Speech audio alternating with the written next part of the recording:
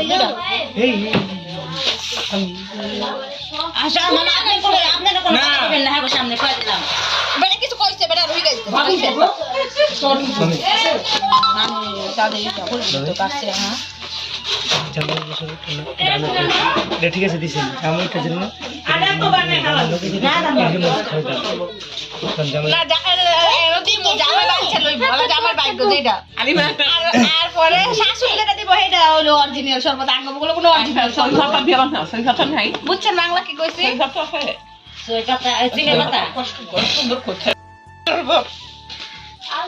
ও তো মরিস খাইবো দেখলে এরা চিন্তা লইব